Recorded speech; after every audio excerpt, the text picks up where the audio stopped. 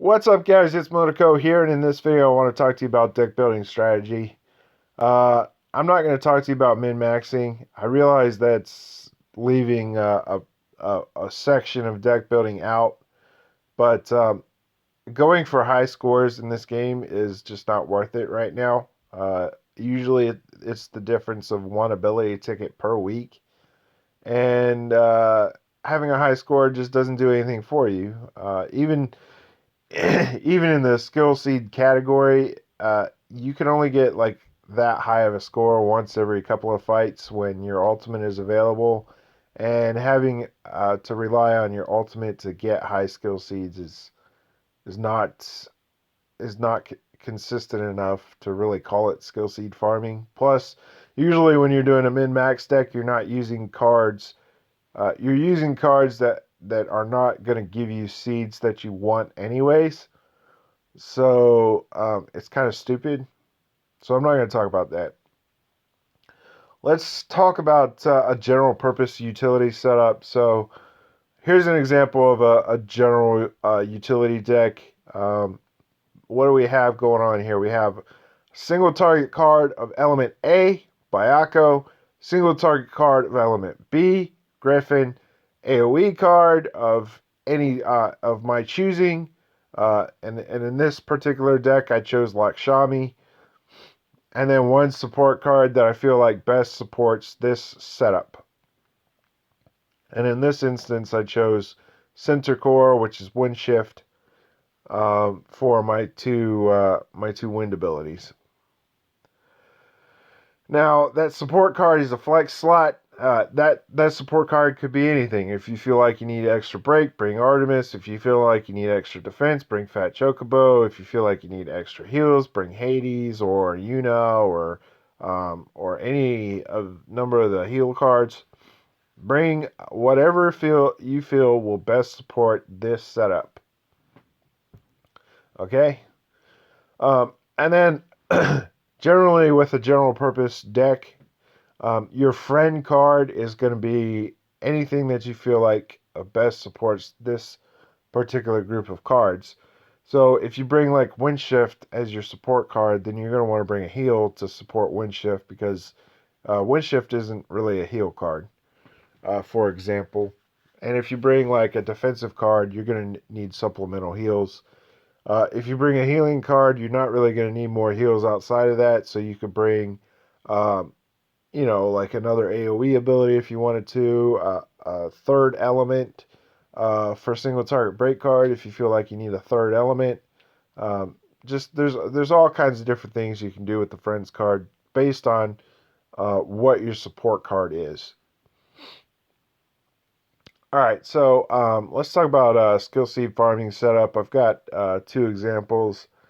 Uh, Basically, a skill seed farming setup, you want a single target break card whatever, of whatever element that you're going to farm. And then the rest of it is all just you trying to maximize the number of those particular skill seeds as you possibly can get your hands on. And in this particular setup, I'm able to get 76 water skill seeds, and I still am able to bring an AoE card as well. The AoE card is not required; it's optional. But if you can get away with, having it and still get a lot of skill seeds, then by all means go for it. But the only required card for you to have is a single target break card of whatever element that you're farming. That's the only required card. Everything outside of that is just fluff. Okay, and then usually your friend card is going to be your healer card. That's almost a 100% requirement. You have to have support heals of some sort, usually for a lot of fights.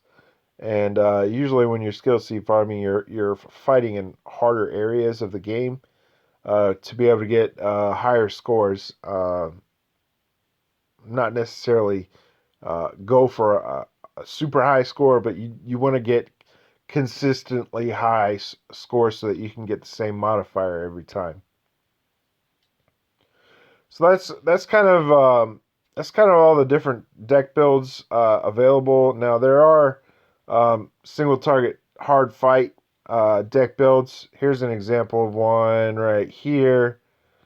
So I have two single target cards, one of element A, one of element B, and then I have two support cards, one healer support card and one defensive support card. This would be an example of a hard mode, a hard fight deck. The the single target card of the second element is a flex slot. So if you feel like you're a little bit more squishy, you can bring just one single target card and then put like another heal card there. You could put an offensive card there, a defensive card there. You could put a poo poo there for more resistances, just whatever. And a lot of people don't understand that there's 2 pages to these ability cards, guys.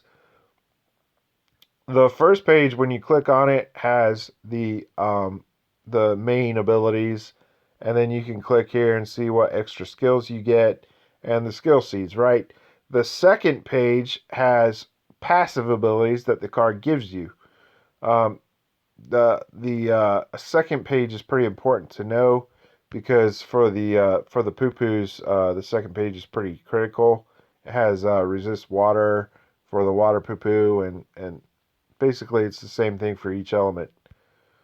Um, Also, the passives are nice to know for different support cards. Moogle gives you more magic attack. Hades gives you attack up to help with the heals. Carbuncle gives you more hit points to help with its heals. There's all kinds of different things that you need to know, but that second page is just as important as the first page. So look at both pages when you're deciding what to do. All right. Anyways, guys, that's a general purpose guide for building decks. Use your head, use your brain. Try and come up with various decks that you like to use and that you feel like maximizes your efficiency. That's what deck building is. I'll see you guys next video.